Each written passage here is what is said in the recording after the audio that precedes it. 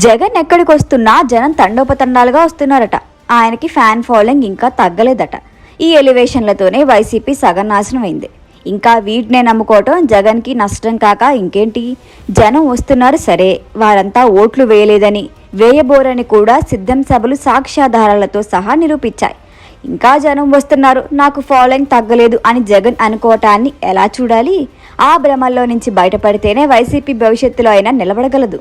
లేకపోతే భవిష్యత్తులో 11 కంటే మరిన్ని తక్కువ సీట్లు పరిమితం కాగలదు. గత ఎన్నికల్లో వైసీపీ కొంప ముంచిందేంటి? అతి విశ్వాసం అనేది అందరూ ముక్త కంఠంతో చెప్పే మాట. వై నాట్ 175 అనే నినాదమే వైసీపీని ఈ స్థితికి తీసుకొచ్చిందని అంటున్నారు రాజకీయ విశ్లేషకులు. వై నాట్ 175 అంటే ఏపీలో 175 నియోజకవర్గాలు తమకే కావాలి అని వైసీపీ అనుకుంటే, అసలు ప్రతిపక్షానికి ఒక్క సీటు కూడా రాకూడదని అనుకుంటే అది ప్రజాస్వామ్యం ఎలా అవుతుంది? ప్రతిపక్షం లేని ప్రభుత్వాన్ని స్థాపించడం ఎవరికీ సాధ్యం కాదు. ఒకవేళ సాధ్యమైన అది ప్రజాస్వామ్యం ఎంత మాత్రం కాదు. ప్రజాస్వామ్యంలో ప్రతిపక్షమే ప్రజల పక్షాలను ప్రతిపక్షం ప్రశ్నించలేదంటే అధికార పక్షం మరింత విర్రవీగుతుంది. ఆ తర్వాత జరిగే పరిణామాలు మరింత దారుణంగా ఉంటాయి. ఏపీలో 151 సీట్ల భారీ మెజార్టీ వచ్చిన తర్వాత వైసీపీ పరిస్థితి కూడా అలాగే తయారైంది. మీ పార్టీ నుంచి 4-5 లాగేసుకుంటే నీకు ప్రతిపక్ష హోదా కూడా ఉండదంటూ గతంలో అసెంబ్లీ సాక్షిగా జగన్ చెప్పిన డైలాగులు అందరికీ గుర్తుండే ఉంటాయి. ఇప్పుడు అదే జగన్ ప్రతిపక్ష హోదా ఇప్పించండి బాబు అంటూ స్పీకర్కి లేఖలు రాస్తున్నారు. హైకోర్టులో అప్పీల్ చేసుకుంటున్నారు. ఎందుకు దురవస్థ? ఆ అప్పీల్ ఏదో ఎన్నికల టైంలో ప్రజలకి చేరుకొని ఉంటే వారే ఓట్లు వేసేవారు కదా అని వైరి వర్గాలు సెటర్లు పేలుస్తున్నాయి. జగన్ మంచివాడే అనుకుందాం. రాష్ట్రంలోని ప్రతి కుటుంబానికి ఆయన మంచే చేశారు అనుకుందాం. మరి మంచి జరిగితే ఓట్లు వేయండి అని అడిగినప్పుడు ప్రజలు మౌనం చాటేశారంటే దాని అర్థం ఏంటి? మంచి కంటే చెడు కూడా ఎక్కువగా జరిగిందనే కదా. ఆ తీర్పుని జగన్ ఇంకా ఎందుకు అంగీకరించలేకపోతున్నారు? కనీసం వైసీపీ నేతలు కూడా ఆ తీర్పుని ఎందుకు విశ్లేషించుకొని ముందుకు సాగలేకపోతున్నారు? ఎంతసేపు ఈవీఎంలపై ఏడిస్తే ప్రయోజనం ఏముంటుంది?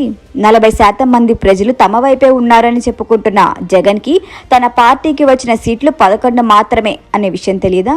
164 సీట్లతో ఘన విజయం సాధించిన కూటమిని తక్కువ అంచనా వేయకూడదని ఇంకా అర్థం కాలేదా? జగన్ వీరుడు సూర్యుడు, సింగిల్గా వచ్చాడు అందుకే ఓడిపోయాడు అంటూ ఓ బ్యాచ్ సోషల్ మీడియాలో హడావిడి చేస్తోంది. వైరి వర్గాల్ని కూటమి కట్టడం వల్ల జగన్ ఓడిపోయారని, ఆ 3 పార్టీలకి కలిపి వచ్చిన ఓట్లను లెక్కలోకి తీసుకోకూడదని, వైసీపీది ఓటమి కాదని చెప్పుకుంటోంది. మరి 2029లో కూడా కూటమి కలిస్తే వస్తే అప్పుడు వైసీపీ సమాధానం ఏంటి?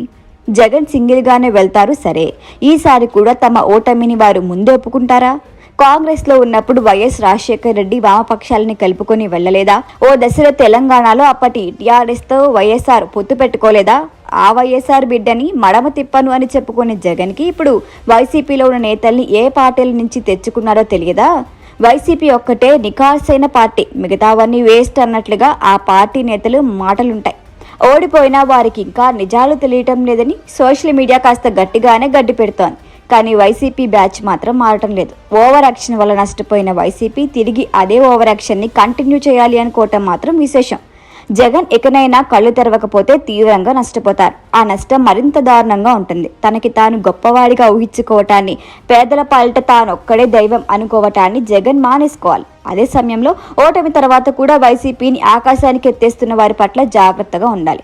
40% ఓట్లు వచ్చాయి, మన పరిస్థితి బాగానే ఉంది అని లేనిపోని కవరింగ్లు చేసుకుంటే మాత్రం రేపు మరిన్ని కష్టాలు ఎదుర్కోవాల్సి వస్తుంది. జగన్ ఎంత త్వరగా వాస్తవాలు గ్రహిస్తే ఆ పార్టీకి అంత మంచిది.